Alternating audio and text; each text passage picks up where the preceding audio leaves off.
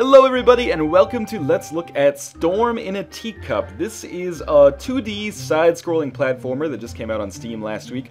Currently asking $5 I believe, but of course because it's the opening week sale I believe it's 10 to 15% off, so about $4.29 maybe right now, if my memory serves.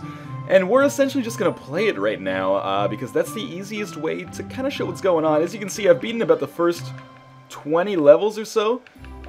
In fact, not or so. I've beaten 20 levels. How many are there in the entire game? It looks like about...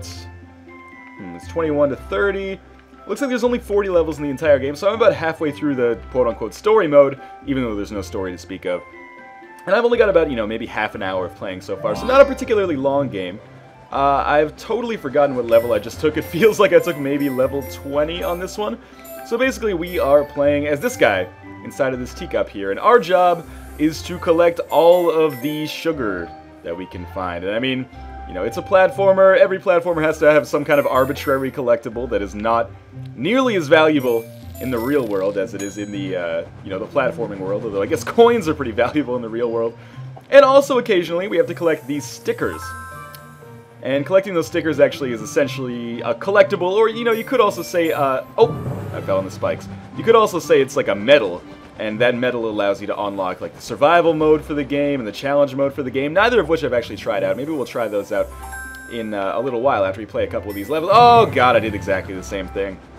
Now, despite the fact that I am dying a fair amount here, this game is actually extraordinarily easy. Like I said, I beat the first few levels, or the first 20 levels I should say, in well under an hour. This is designated as a casual game on the Steam Marketplace, and I can't argue with that. This game is... whoa. Whoa. Maybe I did go to level 21. I don't seem to remember this level. This game is definitely casual. It's not difficult in the least. In fact, it's one of the most casual platformers I've ever played in my entire life. So we did do level 21 there. Let's try level 22. I'll explain the mechanics just a little bit more. Essentially, the only thing I'm doing besides moving back and forth is jumping. And the way we jump is usually using that like lightning meter up there in the top left. I have no idea what it's supposed to be. And actually, we get higher, not if we hold the button, but if we tap the button as rapidly as we can. I'm not sure why, but hey, that's how it works. Again, every platformer's got to have its gimmick, right? Might sound like I'm being a little bit disparaging about Storm in a Teacup. Oh god, that's gonna crush me. No? Okay. But I'm not really like, there's a lot of things to not like about this game. In particular, I think it looks very cheap and it sounds very cheap. Oh come on, I touched the side of that spike wall when it killed me. Like, the music you hear is the music that I've been hearing for the entire game. The same, like, 45-second piece of music just repeated over and over and over and over and over and over until you just want to, like, blow your brains out. But, in terms of playstyle, it's fine. I don't think it's a bad game at all, but certainly not one of the necessarily, hallmarks or defining games in the platforming genre. Not that it's necessarily bad. I mean, again, this is only $5. You could do a whole lot worse for $5. How am I going to get to that? I guess there we go. Okay. I didn't get nearly all the sugar there either. Like, for $5, this isn't a bad deal. I think $5 is definitely the right price for it. If this was $10, people would be, crapping their pants all over the place. What does that mean? Watch out for the barrels? Oh, that is probably what it means. Should be able to get around this fairly easily. But yeah, like, I'm having a decent enough time with the game so far. It seems like something that you can easily beat in a few sittings, so I'm not necessarily concerned about longevity here. Like I said, the story mode looks like it might be under 2 hours length total. But we will look at the challenge and the survival modes, because I haven't checked those out. Maybe there's a hidden source of replay value in this game that I'm missing. Oh god, that murdered me so hard. Oh, and I have to start all the way back at the beginning. So every level has 3 different medals. Oh, that might kill me. Three different medals you can essentially win. You get 1 medal for getting all the sugar. You get 1 medal for getting the sticker. And then the 3rd medal, the most difficult, you get for getting all of the other medals on your first try. So without dying, getting all of the sugar and the sticker on your first try. And to kind of give a testament to the difficulty or lack thereof in the game, oh, that's gonna murder me. Yep. Even as I die. And of course I'm saying the game's not that difficult as I fail over and over and over. But as a testament to the difficulty, I've gotten that 3rd sticker on like almost all of these levels on my first time through the game. Maybe not almost all, but certainly more than half I've gotten all 3 medals on the first run through. And really the hard part is not avoiding death. The hard part is actually finding that sticker, because sometimes they hide it in a relatively obscure location. But usually it's like standard platformer mechanics of hiding something. Well, they'll be like, go right, and then you just go left, and there it is. Like finding the warp zone in Super Mario Brothers. If that makes any sense. Okay, I gotta watch out for this. I think I should be able to navigate this pretty easily. We will hit this checkpoint, just so I don't have to go through that nonsense again. You can see there's 30 pieces of sugar on this level. Oh god. Which is actually quite a lot. I only have 12 so far. I guess this bullseye doesn't bounce me up as much as it bounces the barrels up. Yeah, let's just continue onwards. You're not going to talk... Oh, come on! Not going to talk too much more about the, I guess the meta-analysis of the game itself. But suffice to say, this is definitely not like a Super Meat Boy type platformer, despite the fact that I seem to be getting frustrated and dying constantly.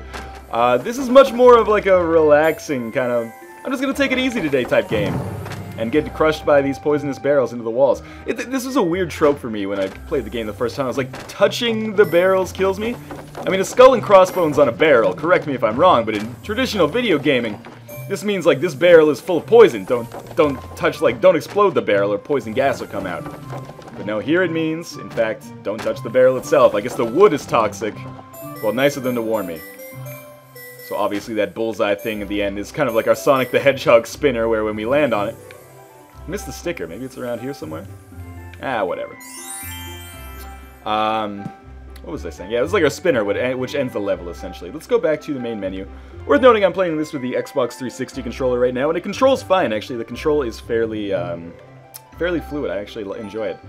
So we can customize our character, I suppose. I actually did not know about this until recently, but it's not like it makes a huge difference. Can we change our teacup? A little bit. What is this? Oh, the handle. Okay, let's give it a red handle. And we'll make this part purple. What does that change? I can't tell. Alright, but I guess when you get more stickers, you unlock more customization. But honestly, who cares? It doesn't change the way the game plays.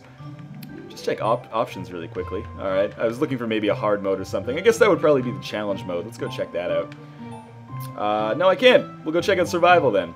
Collect as much sugar as possible to gain a high score. So I've only unlocked 3 challenge levels. This is not the extra source of gameplay that I thought it would be. Oh god. Alright, so I survived 1. That's maybe not the best I could do. Level complete! Okay, actually, let's retry. I don't feel like I did that fantastically here. How much sugar will this thing drop? Oh, I've only got 2 minutes. Okay, maybe that's it. I suppose, like, oh, this level looks super easy. I can just hang out on this captain's wheel and collect all the sugar. I mean, it's kind of jostling me around a little bit, but it's not a big problem. Oh god, that cloud. That cloud! Nah, I made it anyway. So for survival, this looks pretty easy. My inclination, or my assumption I should say, my hypothesis, is that this game is actually meant for a younger audience. It's not meant for, like, you know, cynical old fogies like me. It's meant for little kids. And for a game that's, you know, meant for maybe younger kids, certainly there's nothing objectionable here. Definitely suitable for a younger audience. And the gameplay seems like it might be fine for a younger audience as well. For people, you know, who are used to more of a hardcore challenge and maybe rely on that hardcore challenge to keep them interested in a game, this is probably not the game for you. Even at $5, it's gonna... Oh, I died, but whatever. You kind of got the gist of that, didn't you? It's gonna be difficult for you to get your money's worth, even at that low of a value. Let's go back to the menu here. Let's try one of the later survival missions. Maybe I'm missing something. But yeah, you know, if you got young kids, you could definitely do a lot worse than this. This feels like a good Xbox Live indie game, if that makes sense. You know, like a good $1 game that has now come to Steam, and basically they're like, okay, $5. In fact, it wouldn't surprise me if this originally started out as an Xbox Live arcade game. Or sorry, Xbox Live indie game. Big difference between the indie games and the arcade. Some arcade games are indie games. No indie games are arcade games. Anyway. So, I think I can probably stop this level here. You seem to get the gist of it, I'm guessing. Collect as much sugar as possible. I'm not sure if there's, like, leaderboards or anything. But it wouldn't surprise me if there were not leaderboards, given the kind of casual nature of the game. Again, we'll go back to the menu. And I would be remiss if I didn't check out everything the game had to offer, except for that challenge mode, obviously. By checking out some of the bonus levels. Let's just see what's up with these, and maybe after this I'll end the video. Again, to reiterate my thoughts, Storm in a Teacup seems okay. Let's put it that way. One of the complaints I get in a lot of these videos where I'm reviewing or not reviewing, again, giving my first impressions, very distinct from a review. If you want a review, you should, you know, look at a reputable site, someone who gets paid to do stuff like this. But anyway, I digressed here. Oh god. Yes, hit the TNT. What happens? Dynamite in the wall explodes? Okay, cool. Yeah, one of the complaints that comes up frequently is people being like, Northernlion doesn't know how to review decent games. He always compares them to better games. Well, I'm sorry, that's the way reviews tend to go a lot of the time. And this, I'm trying to insinuate that this is, you know, probably not a good purchase for most people, but certainly not a bad purchase either. It's very difficult when games exist in that middle ground. When a game is very good, is this a key? Can I pick this up? Do I have to break this? I probably have to push this onto the saws. I didn't realize that. Certainly I would never classify this as a puzzle platformer, but sometimes there are little puzzles like this. No! I can go down and get that, I'm sure. The game is pretty forgiving like that. Anyway, what I was saying, it's very hard to review games, or, you know, talk about games that exist in this middle ground. Because with a great game, it's very easy to say, okay, everybody go buy this game right now, it's awesome. With a shitty game, you say, okay, everybody don't buy this game, like with Choplifter HD. That was a really easy video to make. With a game like this, you kind of have to think of... Aww. You kind of have to think about who would want to play this. And honestly, I think this is a game, not that there's anything wrong with that, made for smaller children. Can I actually get through here? Oh lord, that was close. I can't sync fast enough. There we go. And again, yeah, there's nothing wrong with that, but, you know, keep that in mind if you're looking at this on Steam and you're, you know, a teenaged or older individual. This probably is not going to maintain your attention that long. Part of the reason I've played it for as long as I have is just because I knew I needed like a firmer grasp of the game in order to talk about it for this video. If I had no other reason to be playing the game, then it would probably be difficult for it to maintain my attention, if I'm being perfectly honest here. Like, you can see this is supposed to be one of the bonus levels, and one would expect harder levels, and the puzzle is, like, shockingly easy. Let's put it this way, this is not a braid. Well, that hurt. But on the bright side, I should be able to get down there fairly easily anyway, because I've already done it once before. There's a lot of repetition, but it is kind of relaxing. I just wish they'd kind of taken it more seriously when they made the game, if that makes any sense.